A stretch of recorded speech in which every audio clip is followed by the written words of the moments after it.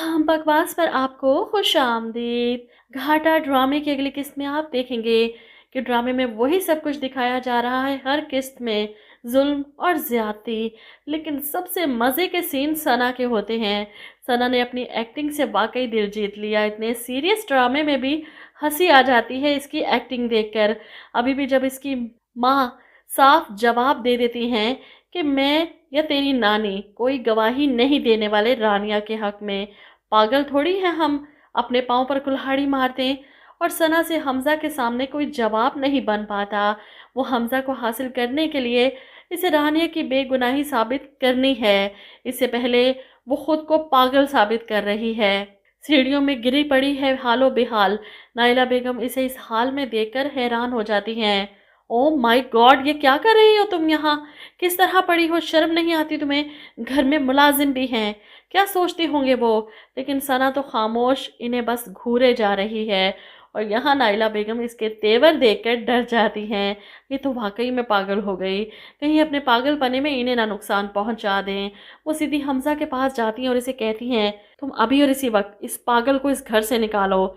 मैं इसे देखती हूँ ना तो मेरे दिमाग में वो सब कुछ घूम जाता है जो इन लोगों ने हमारे साथ किया है। जिस पर हमजा कहता है, मैं इसे इस घर से तब तक नहीं निकालूंगा जब तक वो और इसकी नानी अपने जुर्म का एतराफ़ नहीं करेंगी। और अगर वो इस घर से चली भी गई तो बेइज्जत होकर ही जाएगी। ऐसे नहीं, इनका बुरा वक्त शुरू हो गया है। लेकिन नाइला बेगम को कुछ समझ नहीं आ रही। इन्हें तो लगता है कि इनका बुरा वक्त आ गया है, जो इस जैसी नॉर्मल लड़की को अपनी बहू के तौर पर इस घर पर रखना पड़ रहा है। वो अपनी परेशानी अपने शोहर के साथ शेयर करती हैं। साजदा ने कितना कुछ नहीं किया इनके लिए, लेकिन इन माँ बेटी ने क्या किया? इनकी बेटी को ही बदनाम करके रख दिया। जिस पर निहाल साहब कहते हैं, ये हमजा ने अपनी ज़िंदगी की सबसे बड़ी गलती की है इस लड़की से शादी करके। ये दोनों परेशान है अपने बेटे की वजह से कि वो बदले की आग में सना को तो बर्बाद कर रहा है, लेकिन खुद कौन सा आबाद है। इधर सना हमजा को मनाने के लिए अब दूसरे हरबे आजमाना शुरू कर देती है।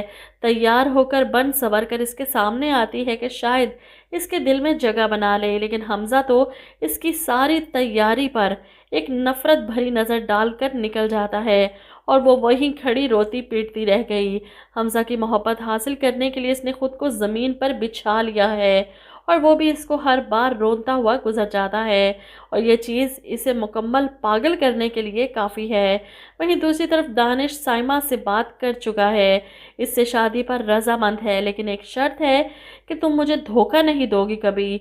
और साइमा जो सरापा धोखा है, शुरू से लेकर आखिर तक इसकी ज़िंदगी में एक के बाद एक मर्द आता गया और वो इसे लूटती गई और अब दानिश के सामने पारसा बनकर इसे अपने सच्चाई का यकीन दिलाती है। मैं सिर्फ तुमसे मोहब्बत करती हूँ। इस पर दानिश फैसला करता है, ठीक है। घर जाता है और अपनी माँ से कहता है, मैं शादी करना चाहता हूँ। ये सुनकर तो नवाब बेगम खुश हो जाती हैं, ये तुमने बहुत अच्छा फैसला किया।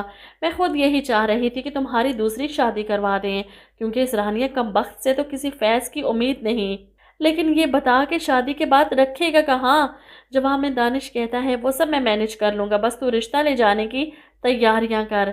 नवाब बेगम तो खुश हो जाती हैं, लेकिन साथ ही दानिश को ये भी बताती हैं कि आज वो तेरी रानिया ने मुझसे बहुत बदतमीज़ी की है। मैंने भी कह दिया कि आने दे दानिश को, अब वही तुझे सीधा करेगा। ये सुनकर दानिश को गुस्सा आ जाता है, ऐसी बात है। वहीं कमरे के अंदर साजदा बेगम डर रही हैं, खौफ से थर थर कांप रही हैं। दानिश की आवाज़ इन्हें आ रही है और इस बात से खौफजदा है कि वो अभी कमरे में आएगा और इनके सामने इनकी बेटी को मारना शुरू कर देगा। वो रानिया से कहती है, मैं अपनी आंखों के सामने तुम्हें पिटता हुआ नहीं देख सकती, मुझ में इतनी हिम्मत और हौसला नहीं है। माँ को रोते देख रानिया इन्हें चुप करवाती है, कुछ नहीं होगा मुझे, अब मुझे डर नहीं लगता इन लोगों से, जो करना है कर लें। इंसानियत की हर हद तो पार कर ही चुके हैं। ऐसे में दानिश दरवाज़ा खोलकर अंदर आता है तो इसे देखकर सबसे पहले रानिया ही डरती है। साजदा बेगम दानिश के सामने हाथ जोड़ती हैं, खुदा के लिए मेरी बच्ची को कुछ मत कहना, इसे हाथ मत लगाना। दानिश को तो खुशी मिलती है रानिया को अजियत देकर और इस खुशी से वो खुद को महरूम नहीं रख सकता।